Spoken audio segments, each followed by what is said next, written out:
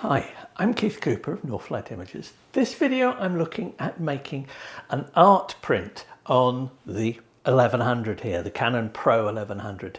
Art print, what do I mean? It's a graphical image, not a photograph, which I've looked at a lot. So this is something, if you produce artwork on iPads or you have artwork that you want to print, I'm going to have a look at some of the color management issues to try and get good color in a print. Now, the paper I'm using here, this is, it's their music, part of their heritage range. There are other papers like this widely available. It's a cotton rag paper. This is a 310 gram. There is a light surface finish to it. You can get different versions of different surface finishes, but I'm going to print on this one. But the key thing is this is a graphical image. Now, the actual image comes from a guy, Jamie, I know, and I put details. If you like the image, I put all these details in the notes so you can have a look at his website, his Instagram and things like that. This was something that Karen's asked me to print because she was given a calendar by the people who designed it with this image in it, and she decided I'd like a print of that. Checked with them that it was okay. I checked with them it's okay to show it here as well because it is somebody else's work. What I'm going to do is take that PDF and open it up in Photoshop, and then I'm going to print it. Now, I'm actually going to use the Canon PPL software because you may not have Photoshop available for doing prints.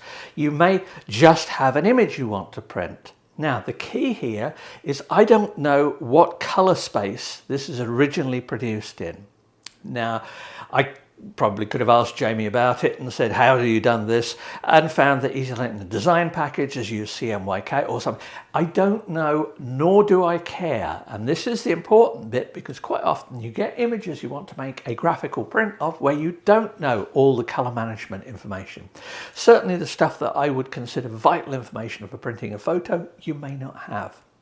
So essentially, I opened this image from a PDF in Photoshop. Now, what color space to use? The default I would use for a lot of printing and stuff and a lot of general work is good old sRGB. It was set to that because I've been using the laptop for some web-based work where you use sRGB. But I also opened the image and assigned a profile to it saying this is an Adobe 98 or A98 image. The image looks brighter. Now, it's because of the difference in range of colours. Because this was produced as a graphical image for print work, I suspect there are colours in it that are beyond sRGB, maybe even Adobe 98. Doesn't really matter. Remember, we're trying to make something, a print that looks good on itself, not a duplicate of something which was originally produced for some other print work. So I've got the image here, I've pulled it in. Now, I've got two versions of the image, one of them in sRGB, one of them in Adobe 98. How are they going to print? They look quite different. In fact, the Adobe 98 one looks really, the colours look a bit too bright. But remember, I'm printing, well, this is an excellent printer here, pigment inks on a good paper here, on a matte paper. Printing flattens the colour. So what I did, I've opened up the image in Photoshop and I've done a soft proof of it.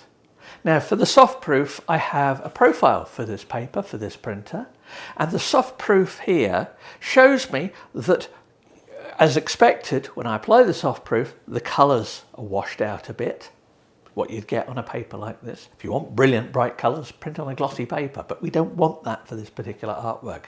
So I've got two different versions of it, and it turns out that even though on the screen the Adobe 98 version looks rather bright, by the time I do the soft proofing on it to see an indication, and it's not a perfect indication, an indication of what the print will look like, I've got something which is flatter, nearer to what I want. Now, there's always going to be a bit of suck it and see with this. And if you're really worried about it, don't experiment on sheets of paper this size because they're not cheap. You know, if you've got large sheets, cut them into small sheets and do it and work out what the colours. The other thing that needs taking care of is what rendering intent to do. Now I'm going to print this from Canon PPL software because it's easy to do. It's free software. And if you've got an image that you've imported from somewhere else and you haven't got Photoshop or something like that, then you can use the PPL software. But I'm calling it from Photoshop, so the image is being exported from Photoshop into the PPL software. Now I've got the software, I've scaled it, I've set the size, I've set the paper type to this one here, I've set the profile. Now unfortunately this particular paper needs loading in the back here, and let's just set that. I find the rear feed loading on this a bit clunky. Always have done on these. I much prefer to use the top, but this particular media, the profile was made for using the Premium Fine Art Smooth media type, which is only usable in the back here. So we'll do that, we'll push that in there, and lo and behold, it comes up on the screen here. It says paper size A3 plus, Fine Art Smooth. Well, it's not A3 plus, this is A2, this particular one here. So I'm just going to change that to somewhere on the screen. There we go, we'll find A2. We've set that Fine Art Smooth, which is the media setting. Remember, the media setting is the setting used for creating the profile. My profile, and all my profiles for this are listed in the main written review. My profile was made with this particular setting. So the fact that it says PFAS as the setting is nothing to do with the actual paper I'm using. It is just the name of a setting. So we've got that, it's all ready to print. It says on the screen here, because it's still thinking of this, that's A4 plain paper. But now I've got this opened up here. I've set the size, I've used the margin adjustments to scale the picture. Karen didn't want this printing to any particular size, just as big as you could get on this. Now the aspect ratio is different, so it's going to need trimming anyway, but you often get that with artwork anyway. But the real key here is that I've got soft proofing enabled on here, and I can see the slight dimming of the colours, and it looks a little bit different.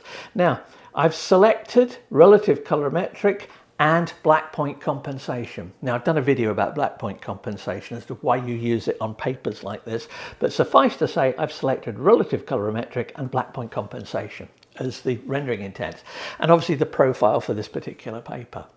One other thing to note is that for graphic images there is a third rendering intent called saturation.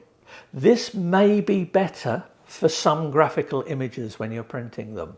Unfortunately, this is for photo printing, and for some reason Canon only gives you the choice between perceptual and relative colorimetric. Relative colorimetric is fairly similar with black point compensation here to the saturation. It's not going to make much difference on it. If I was printing from Photoshop, I might experiment with a saturation rendering intent, but it's not here, so I'm not going to. So I've got everything loaded, I've got the sizes, got everything set up for that.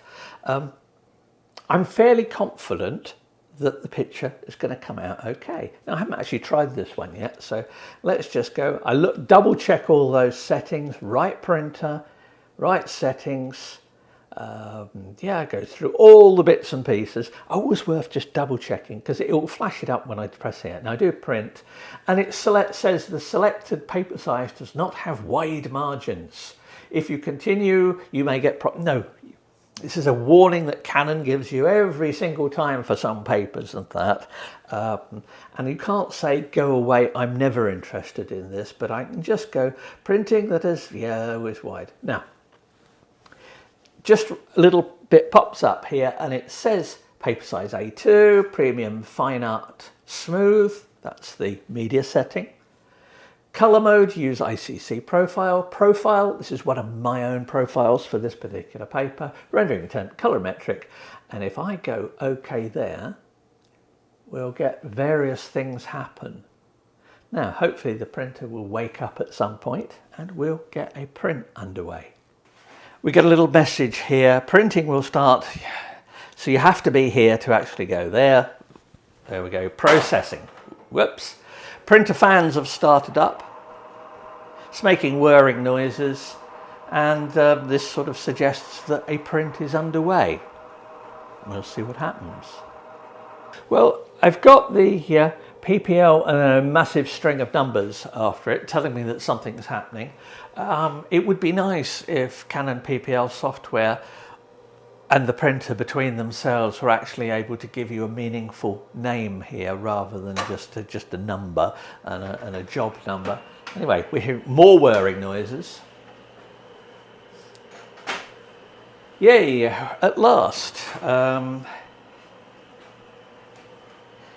When I've not printed on this printer for a week or two, and when you're not familiar with a printer, there's always that, what have I done wrong? Rest assured, I test enough printers, I get stuff wrong quite regularly. This particular one, I'd not set up when I first tried to print this one. I hadn't registered the size properly on the screen here. This is all stuff that I sometimes feel I shouldn't have to do. This is stuff that just makes it more difficult. But the important thing is, it's loading the paper, it's printing. We'll see what the print looks like. So this is a very nice printer and it works well on papers like this. So if you are selling artworks and things, I picked a paper. I showed Karen sort of a range of these papers. This one here, let's say this is Museum Heritage 310. I got a range of these papers and I showed Karen different ones. I said, which ones do you like the surface of? Now, surface makes a difference. There is texture in the image, but there's going to be some texture on the paper. She said, I don't want watercolor paper with a strong surface texture because that intrudes too much on the image. So I'll just take one that's very lightly textured. Now, this particular one, I've picked one that's got a bit of optical brightener in it. For archival purposes, you may want to print on papers that don't have optical brighteners in. It's certainly something that bothers some photographers, I know. And when you're making print, it depends on your market. If you're selling prints to last longer, you may want to use them on a non-optical brightener paper. Now, I've got several of these. The Heritage range of these covers quite, most of them don't have optical brighteners. I've picked this one here because basically I wanted the print to have a bit more oomph to it. Well, yep, I can see it's printing well. The margin on this, the margin seems slightly offset to what they are on the image here, but I'm not bothered on that because this is going to be cropped anyway. I wouldn't try printing this borderless on this. It's just going to be chopped to size. If you want to have the margin sizes, you can adjust them here. Now, the just settings on this for margins and borders, they can be a bit confusing at times. If you're new to the Canon PPL software, I would suggest getting some plain copier paper, A3 if need be, making a few test images. The test images can have white in the middle of them. It's the borders you're interested in. Print those test images and perfect getting these margins right. Now, I'm going to say straight away, I don't know why the margin is bigger on one side than another and it's slightly uneven. If I would have been specifically hoping for an even margin, I might have been a bit annoyed by that, but for some reason it's skewed. It could possibly be because of the way I fed it at the back here. You need quite a bit of space, unfortunately, at the back here. So you get a printer like this, I mean, we've got this much distance between the wall at the back here. Now, this shelf bracket doesn't help, but yeah, that's working. I'm going to have to run it through a cutter afterwards, but this is just a test one. In fact, Karen will probably say, I didn't want it that big, so I'll print it again on a bit smaller bit of paper, but this really is just to see how it works. The particular bit I was interested in here was the use of the color management. So just to recap what I've done here, I've opened the PDF. It's gone into the default color space that I'd got in my editor, Photoshop in this instance, on this particular machine, which was sRGB. That's a relatively small color space. There are colors which are printable, which are beyond the sRGB color space. So what I've done is I have assigned, I haven't done a conversion, I have assigned the image the Adobe 98 color space. That's effectively saying this image is in that space. that makes a difference to how it looks. It also means that I've got stronger colours here in the image, which when they've gone through the printer profile and printed onto paper, they will look better. Yeah, this is coming out at quite a skew. I've obviously messed something up here. Just take more care. Yeah, I will admit, when I'm filming these videos, I'm not always quite as careful as I am when I'm actually making prints for somebody or for a purpose. I mean, this is, yeah, it's all over the place. But here is the key bit that I wanted to see. What has this pinkish colour come out like? Spot on. How good is the red? That works well. Remember, these are artificial colours. It's not a photograph or anything like that. This is a graphic that's been produced.